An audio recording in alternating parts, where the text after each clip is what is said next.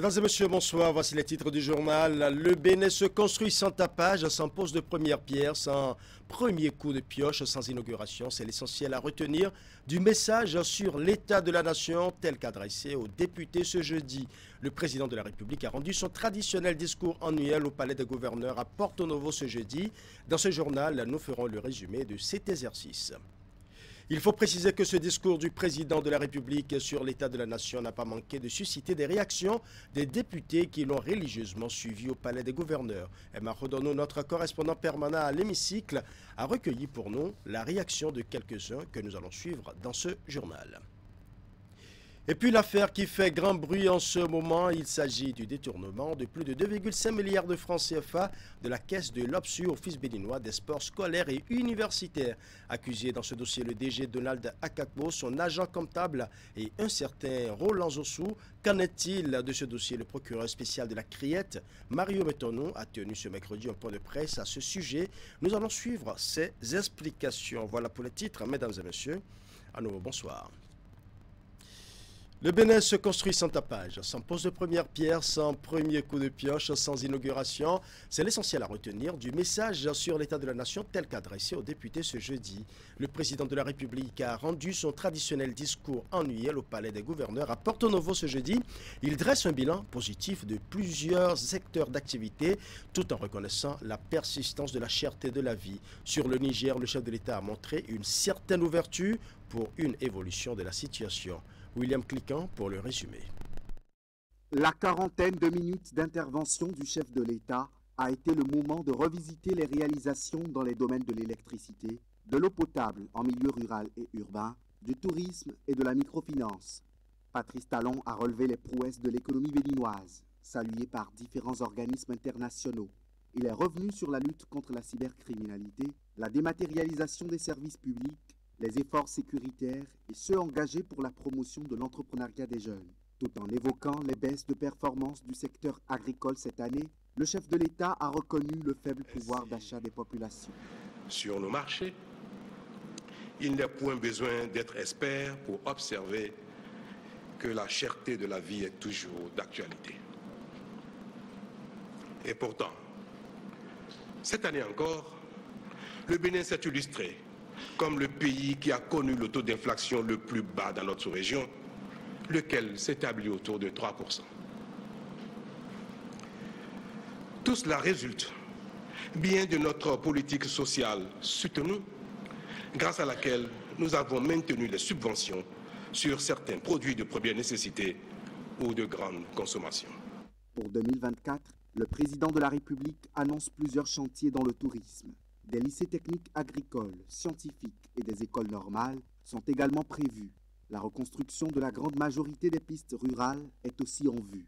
En ce qui concerne les relations avec le Niger, Patrice Talon parle d'efforts consentis pour leur rétablissement. Car nous sommes convaincus qu'il y a un temps pour condamner, un temps pour exiger et un temps pour faire le point, voire prendre acte.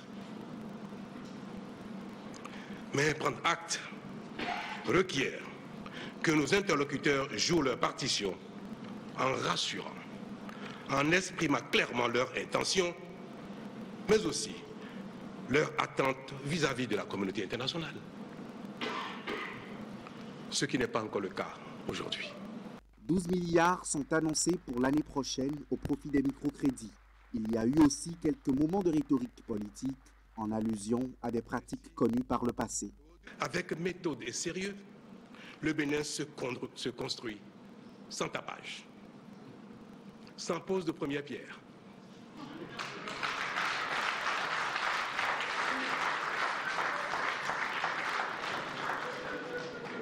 Sans premier coup de pioche. Sur l'échiquier international, le chef de l'État martèle une disproportion de la riposte israélienne à Gaza en appelant à l'arrêt des hostilités. Ce discours du président de la République sur l'état de la nation n'a pas manqué de susciter des réactions des députés qui l'ont religieusement suivi au palais des gouverneurs. Emma Rodono a recueilli pour nous la réaction de quelques-uns. Nous allons suivre ici les députés Nourenou Atchadé, Hassan Seibou et Orden Aladati. Il a beaucoup parlé du Bénin du futur. Et j'ai l'impression que c'est un discours programme qu'il est venu faire. Et ce qui est l'habitude du chef de l'État. Nous avons eu beaucoup de promesses. Ce que le Bénin de demain sera. Et peu de choses, et je l'ai dit tantôt, peu de choses dans ce qui est déjà réalisé. C'est vrai qu'il a regretté lui-même le taux d'évolution des infrastructures. Et c'est ce que nous dénonçons au niveau du Parti Les Démocrates. Parce que la proportion de l'endettement par rapport à la proportion des réalisations. Et je suis très content que le chef de l'État lui-même ait reconnu que ça n'a pas trop avancé en matière de réalisation des infrastructures. Je suis aussi d'accord avec lui quand il a parlé de la régression de l'agriculture. Et c'est ce qui se note aujourd'hui. Et ça fait partie de la mauvaise politique agricole du gouvernement. J'ai entendu un discours de vérité, un discours honnête, un discours qui a reconnu les avancées et noté les difficultés, mais surtout un discours qui a dit la place du Bénin dans le monde aujourd'hui. Et vous l'avez entendu, nous l'avons tous entendu. Les notations ne sont pas inventées, ce sont des décisions des institutions internationales qui classent les pays. Le Bénin, vraiment, je suis fier d'être béninois pour avoir entendu surtout les classements premiers en Afrique. Et ça ne finit pas. Et puis la question de la vision de notre pays, de poser les jalons pour que le pays soit bâti pour la postérité. Il l'a dit, il y a même une vision pour les 100 ans du Bénin, c'est-à-dire une vision 2060 qui est élaborée pour pouvoir conduire la politique au Bénin. Vous savez, c'est pour la première fois que de façon coordonnée, constante, vous avez les perspectives qui sont énoncées de façon claire. Mais nous avons eu le Bénin, ça ne date pas d'aujourd'hui, depuis 1960. Quand est-ce que vous avez jamais eu un plan cohérent qu'on annonce, je vais faire ceci et ça se fait? On n'a jamais eu ça. Et vous avez au niveau international, les notations que nous avons, ceux-là ne vous notent pas en l'air. Parce que les notations que vous avez permettent d'aller sur le marché international et aussi. Et il a dit aussi, tout n'est pas reluisant. Il y a des gens au Bénin qui souffrent dans leur peau. Il y a des Béninois qui n'ont pas les 3 repas. Il y en a certains qui n'ont même pas un repas. Et ça, on le sait. Mais est-ce qu'un président de la République va aller couper l'argent sur un manguier pour venir régler ces problèmes? C'est non. C'est ces efforts-là qui permettent de se régler. Si un homme d'État vous dit demain que lui, pas un bâton magique, va régler ces problèmes, il ment. Et c'est ça qui conduit au renouvellement et au recommencement perpétuel dans nos pays. Des gens viennent, ils bavardent, et puis vous leur donnez le pays, nous recule. Moi, j'en appelle à la vigilance des populations. Tout n'est pas encore rose. Mais la seule manière de régler les problèmes, c'est de continuer dans cette rigueur-là. Dans ce discours, il y a beaucoup plus de mirages que de vérité. Ce n'est pas moi qui le dis, ce sont des propos du chef de file de l'opposition. Je veux nommer le député Éric Rondeté, qui a aussi réagi au discours du président de la République sur l'état de la nation. Éric Rondeté se dit totalement embrouillé après avoir suivi la prestation du chef de l'État. Suivons ici un extrait de ses propos au micro de Emma Rodono. Le président de la République est profondément décevant. Décevant en ceci que il a procédé à une litanie de reconnaissance qu'il aurait reçue à l'international. Bon, c'est vrai que certainement que le président ne sait pas que ce ne sont pas les gens de l'international qui l'ont mandaté. Il a été mandaté par les Béninois. Et comme il n'observe pas la souffrance des Béninois, comme il n'observe pas les problèmes d'emploi qui se posent dans le pays, comme il n'observe pas la difficulté pour les gens de s'alimenter au quotidien, c'est vrai qu'il a fait une allusion légère aux souffrances des Béninois, mais il s'est plus s'attarder sur les reconnaissances que l'international lui a données. On lui demande l'état de la nation. L'état de la nation, c'est comment se portent les Béninois. Mais je suis désolé, je n'ai pas entendu ça. Et je n'ai pas entendu les réponses que le chef de l'État devrait apporter aux souffrances des Béninois. Il a besoin de nous dire, je sais que les Béninois ont faim. Je sais que les jeunes Béninois n'ont pas d'emploi. Et d'ailleurs, les quelques allusions qu'il a pu faire aux questions d'emploi, il s'est profondément embrouillé. Du moins, il m'a embrouillé. Il m'a embrouillé en ceci que l'année dernière, il nous a annoncé que, par exemple, Glodjibé, qui est une fierté pour lui, et je souhaite que ce soit une fierté pour le Bénin, Glodjibé aurait produit, selon son discours de l'année dernière, 6 000 emplois. Mais son gouvernement est venu justifier ici devant le Parlement qu'ils ont 5 300 emplois. Mais sans honte, le président nous a dit que lui, il a 10 000 emplois, en contradiction avec son gouvernement, et que maintenant ce sera des centaines de milliers. Alors, la question c'est, quelle est la crédibilité qu'il faut accorder au contenu du discours du président de la République, lorsque lui-même nous embrouille avec ces chiffres non maîtrisés. J'observe que le président de la République, l'année dernière, a parlé du succès de ces réformes au niveau des communes. Bien, tout le monde sait maintenant que les réformes au niveau des communes sont plombées. Ces réformes produisent insatisfaction pour les communes, insatisfaction et même des morts au niveau des secrétaires exécutifs. Le chef de l'État nous a dit les résultats, ou ces résultats, selon lui, très positifs dans le domaine de l'éducation. Et bien évidemment, son articulation était beaucoup plus sur l'enseignement technique. L'année dernière, il nous a annoncé que cette année, il en aurait fini avec ces lycées, les 30 lycées qu'il aurait construits. Maintenant, il nous dit qu'il est à l'étape d'appel d'offres. Et au motif, les communes n'ont pas donné les terres. Est-ce que l'année dernière, lorsqu'il nous annonçait les 30 lycées, les communes n'avaient pas donné les terres? Il y a là des incongruités qui sont dérangeantes. Je pense que ce que nous attendons du chef de l'État, c'est d'être plus en réalité avec les souffrances des Béninois, avec les désirs des Béninois, avec les changements que les Béninois veulent voir opérer. Les changements ne sont pas des lettres, ce sont des faits réels que les Béninois doivent vivre. Et les mirages de quelques routes ne doivent pas suffire à nous mettre la poudre aux yeux.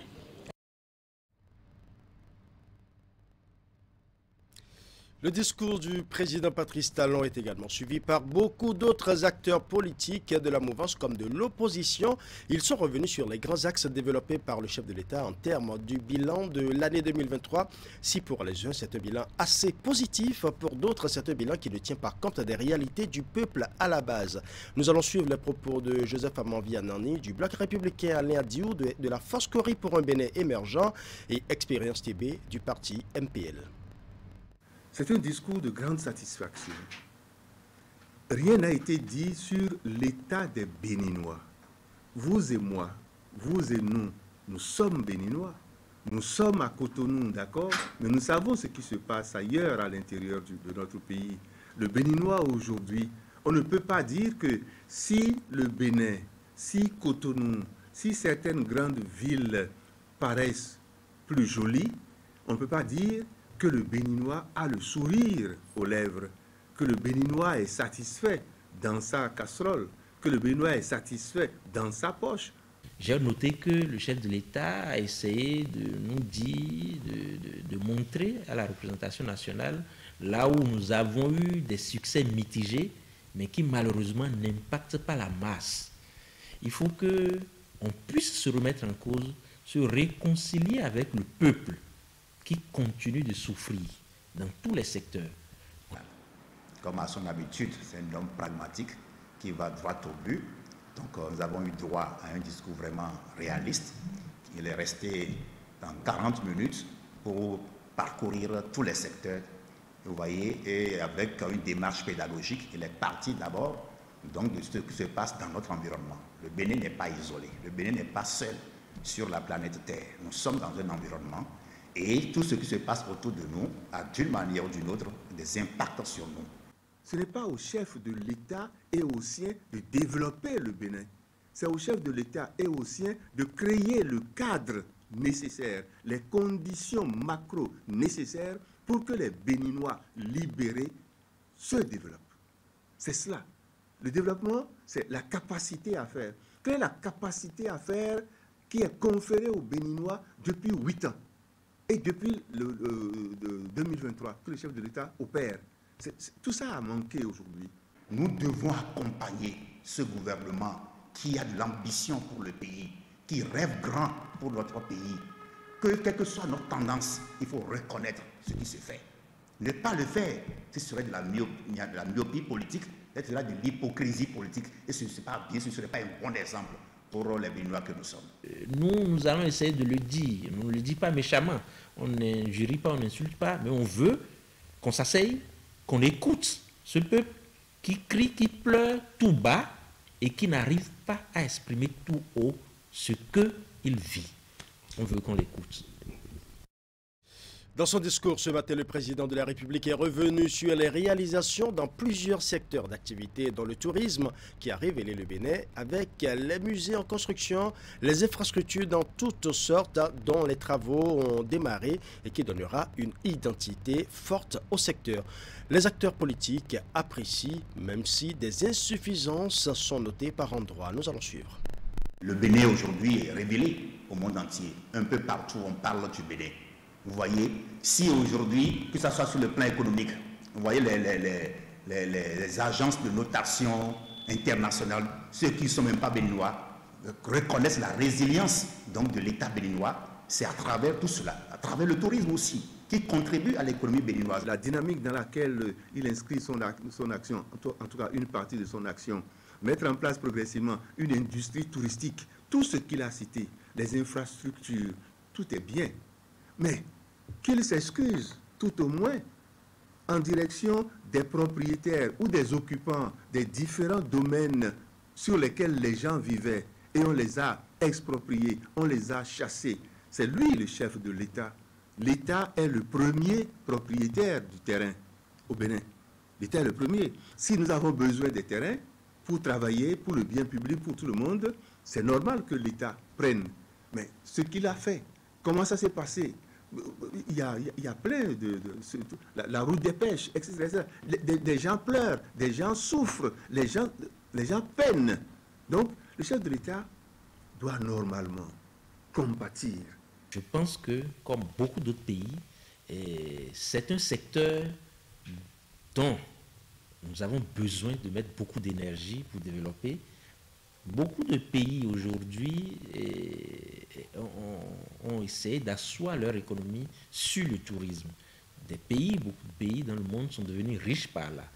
Donc, le Bénin regorge beaucoup de potentialités pour développer un tourisme. Je suis d'accord. Mais 8 ans après, si c'est maintenant que on met telle chose en chantier, je pense qu'on n'a pas de motif réel de satisfaction. Les acteurs politiques se sont également prononcés sur le volet sécuritaire et les infrastructures construites. Nous allons suivre leurs appréciations. Quant à l'insécurité, où il a dit un peu son insatisfaction, j'aurais aimé qu'on sorte les chiffres. Et en réalité, les chiffres, la réalité est qu'il y a des assassinats, des enlèvements de jeunes comme de personnes âgées. Comme il y a quelques semaines, un enseignant presque à la retraite qui est enlevé à Parakou et dont on n'a pas de nouvelles jusqu'à ce jour. Il y a encore beaucoup à faire. Même dans mon village, là où je viens, mais il y a des palissades. Les gens, quand ils construisent leur maison, il y a des clôtures, comme il y a des portails. Notre pays est totalement ouvert, presque ouvert.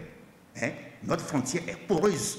Il faut sécuriser tout cela pour empêcher ceux qui rentrent dans le pays viennent ramasser nos produits agricoles, notamment le soja, et sans rien payer à l'État béninois, sans payer les impôts.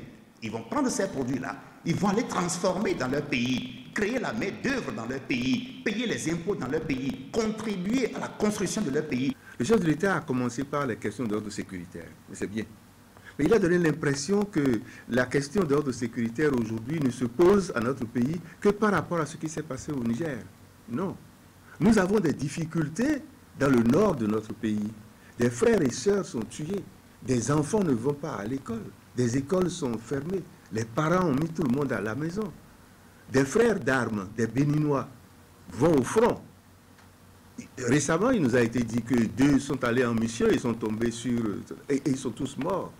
Nous ne demandons pas au chef de l'État de nous dire en détail les choses sur cette thématique extrêmement importante, mais qu'il rassure le pays.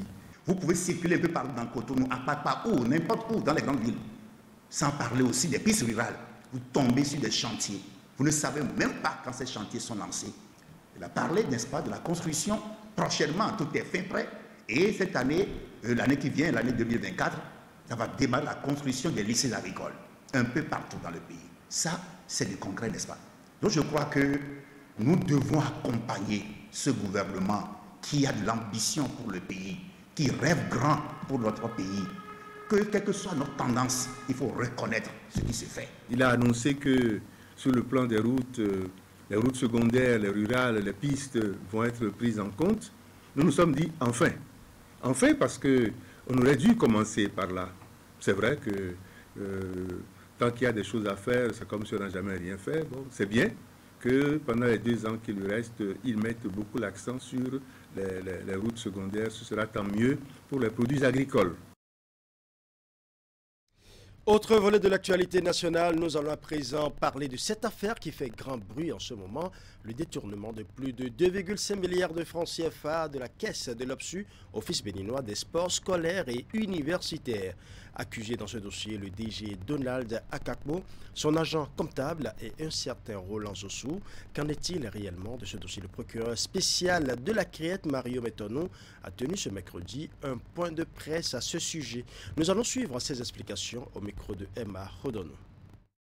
Dans le cadre d'une enquête ouverte contre Donald Akakbo, directeur général de l'Office béninois des sports scolaires et universitaires, en abrégé OPSU, Thibozo Vitalien, l'agent comptable de l'Office, Roland Zossou et consorts, il a été établi ce qui suit.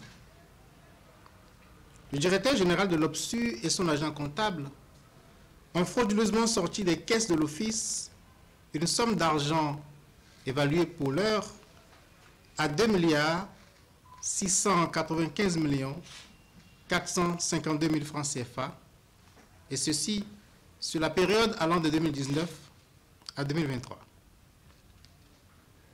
Donald Akakbo a investi une partie de cette somme d'argent dans un projet d'intermédiation dans la commercialisation de fibres de coton proposé par son ami Roland Zossou.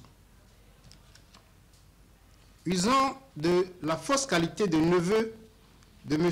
Eustache Kotigan, administrateur général de la Sodeco SA, Roland Zossou a fait croire à Donald Akakbo que son prétendu parent pouvait leur obtenir de juteux contrats. Pour le convaincre, il a acquis une carte SIM qu'il a insérée dans un téléphone portable différent du sien. Et il a enregistré le numéro de cette SIM dans son propre téléphone portable comme étant celui de M. Eustache Kotigan. Il a également communiqué ce faux numéro à Donald Akakbo comme étant celui de M. Kotigan. À partir de ce faux numéro, il a simulé des échanges de messages qu'il a transférés à Donald Akakbo. Aux multiples messages de Donald Akakbo à ce numéro, c'est Roland Zossou qui répond. Et avec ce stratagème, il a convaincu M. Donald Akakbo à lui remettre d'importantes sommes d'argent. L'autre stratagème utilisé par Roland Zossou pour provoquer la remise des sommes d'argent a consisté à initier une série de courriers sous l'entête de l'Inspection générale des finances. Ces correspondances laissaient planer la menace de contrôle au niveau de l'OPSU. Sollicité par Donald Akakbo, Roland Zossou s'est proposé d'empêcher les contrôles, moyennant là encore la remise de fortes sommes d'argent. Les perquisitions effectuées au domicile de Roland Zossou ont permis de retrouver les téléphones portables ainsi que le numéro configuré au nom d'Eustache Kotigan. Plusieurs courriers avec l'entête de l'Inspection générale des finances et de la Sodeco SA, des cachets au nom de la Sodeco SA et de l'Inspection générale des finances, ainsi que des feuilles de papier sur lesquelles Roland Zossou s'est exercé à reproduire la signature de l'inspecteur général des finances. Tels sont les faits. À l'origine des poursuites pénales initiées contre Donald Akapo, Tibozo Vitalien et Roland Zossou. C'est le lieu de rappeler à tous les acteurs publics que toute dépense doit être conforme aux règles de la comptabilité publique et dûment justifiée. C'est également le lieu de rappeler que toute remise de fonds en vue d'empêcher la mise en œuvre des mécanismes de contrôle est un acte délictuel sévèrement puni par nos lois. Il sied d'ajouter que le détournement de données publiques est puni de peine allant jusqu'à la réclusion criminelle à perpétuité, outre les peines complémentaires, les peines accessoires et les sanctions disciplinaires. Les procédures suivent le cours devant la criette et je ne manquerai pas de revenir vers vous en cas de nécessité. Je vous remercie. Parlons à présent de la séance d'échange entre le réseau des femmes leaders religieuses et traditionnelles du Bénin engagées pour l'autonomisation de la femme et de la fille et de la femme du Bénin et le Fonds des Nations Unies pour la population. Il était question pour ces femmes de présenter à l'institution onusienne leur réseau.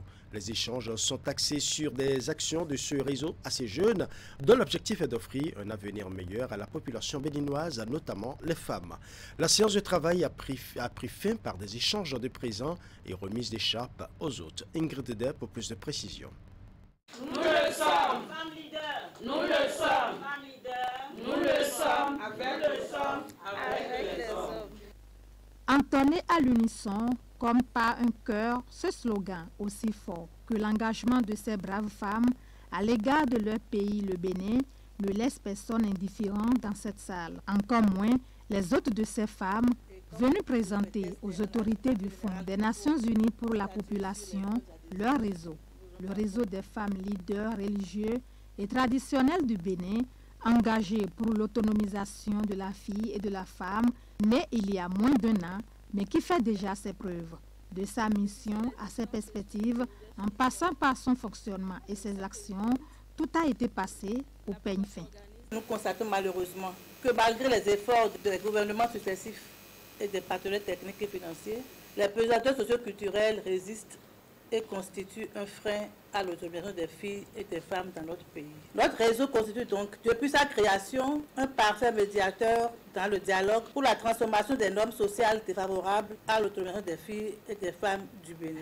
Composé de plus d'une centaine de femmes à raison de 2 parts communes, le réseau a pour but d'œuvrer à l'instauration d'une synergie d'action entre les femmes leaders religieux et traditionnelles, ce qui va permettre de garantir pour les femmes une plus grande efficacité dans les interventions en matière de leadership, d'autonomisation, d'éducation, d'entrepreneuriat et de droit à la santé aux côtés de l'État. Des questions auxquelles le Fonds des Nations Unies pour la population accorde un intérêt particulier. Une partie de ce que nous faisons, nous le tirons de nos traditions. Donc comment faire pour que les éléments de nos traditions puissent être des éléments catalyseurs pour la promotion du bien-être des femmes et des jeunes. Vous êtes des pionnières pour ce que vous faites au Bénin. C'est un luxe, un privilège pour nous de vous avoir comme des championnes engagées pour la cause pour laquelle nous nous battons tous. Et donc nous avons le devoir non seulement de vous célébrer, de saluer cet engagement, mais de vous soutenir dans ce que vous faites et de continuer à vous encourager. C'est un devoir pour nous. La création de ce réseau, qui remonte à quelques mois, a été rendue possible grâce au soutien inconditionnel de plusieurs partenaires dont des institutions béninoises, l'ambassade des Pays-Bas, le Fonds des Nations Unies pour la population. L'institution onusienne réaffirme une fois encore son engagement à œuvrer davantage pour le rayonnement du réseau.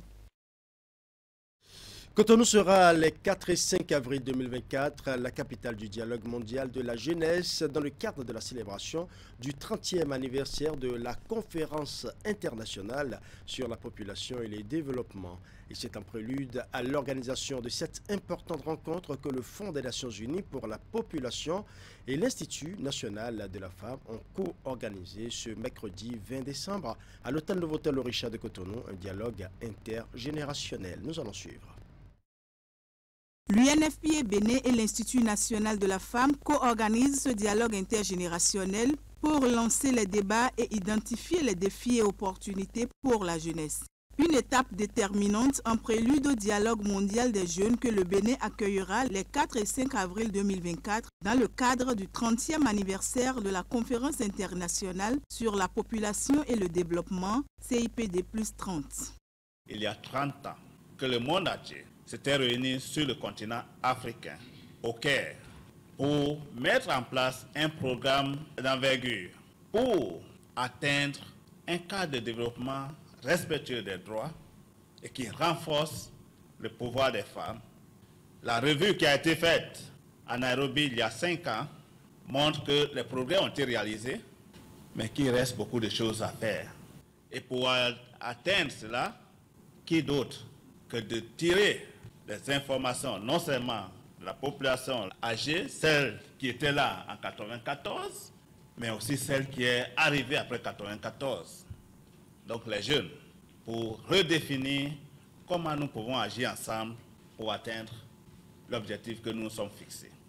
La jeunesse reste une priorité pour la direction régionale de l'UNFPA. Au Bénin, la création de l'Institut national de la femme et les pouvoirs qui lui sont conférés témoignent de la volonté politique. Occasion de saluer également les mérites des acteurs à divers niveaux qui travaillent à changer les conditions de vie des jeunes et des femmes. La population béninoise est majoritairement féminine, mais elle est aussi très largement jeune. Et si on n'investit pas dans le capital humain des femmes, mais aussi des jeunes, c'est qu'on aura refusé le progrès pour notre pays.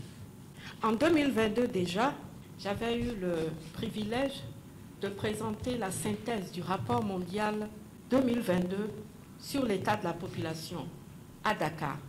Et ce rapport alertait déjà sur la bombe que constituait la situation des grossesses non désirées, dont 60% se terminent par un avortement. L'alerte était déjà lancée sur la question cruciale de l'accès, de la jouissance des droits à la santé sexuelle et de la reproduction. C'est important que nous puissions vous écouter et prendre les inspirations de vous pour pouvoir, comme Madame la Présidente l'a dit, influencer les politiques et les programmes qui répondent mieux à vos préoccupations. Un panel de discussion est animé par la directrice départementale des affaires sociales et de la microfinance de l'Atlantique, un membre du réseau des féministes du Bénin, un membre du réseau des jeunes sages-femmes du Bénin et un représentant du groupement Les Hommes s'engagent. Les progrès réalisés et surtout les efforts à fournir en matière de planification familiale, de lutte contre les violences basées sur le genre, la mortalité et la morbidité maternelle, le faible niveau d'instruction et les inégalités entre les sexes sont exposés aux jeunes. Dans le cadre de l'élaboration de la 4e génération de son plan de développement, la commune de Dangbo a tenu ce mardi un atelier de restitution finale. Cette activité fait suite à l'atelier de validation de la vision communale pour le quinquennat 2024 à 2028. Les travaux ont eu lieu à l'hôtel de ville de la commune. Reportage. C'est un atelier qui vient en aboutissement à un processus comprenant plusieurs étapes, telles que l'évaluation du plan de développement communal 3, le diagnostic de la formulation de la vision et la programmation des actions du quinquennat 2024-2028. Conformément au Code de l'administration territoriale en République du Bénin, le PDC 4 est l'un des principaux documents de planification de développement de la commune. Le plan de développement communal, celui de la 4e génération, ambitionne dans sa mise en œuvre d'opérer d'importants changements dans le vécu des populations de Dangbo à travers trois programmes et 20 projets touchant 1. La promotion de l'économie locale, 2. l'amélioration de la qualité des services sociaux de base et du cadre de vie des populations. 3. Le renforcement de l'administration locale sans occulter la participation citoyenne. Le représentant de l'autorité communale a saisi l'occasion pour remercier les différents partenaires pour leur accompagnement dans les projets de développement de la commune. Je voudrais donc, à cette étape, vous réitérer mes remerciements et ceux du conseil communal pour vos soutiens et sacrifices depuis le début de ce processus en novembre 2022. Je voudrais tout particulièrement dire tous nos remerciements au PABGC qui nous a apporté son appui technique et financier pendant ce processus, au projet Benkadi à travers l'ONG Action Plus, à GIZ Réforme, à Plan International Bénin, à Protos John for Water, sans oublier tous les autres partenaires qui n'ont jamais cessé de nous soutenir dans le développement de nombreux défis liés au développement local. Au cours de la séance, le plan de développement communal 4e génération de la commune de Dangbo a été présenté à l'assistance. Après cette présentation, le document a été validé à l'unanimité des élus locaux présents. Voilà, ce sera tout pour ce journal. Merci pour votre aimable attention. Bonne soirée à chacun et à tous.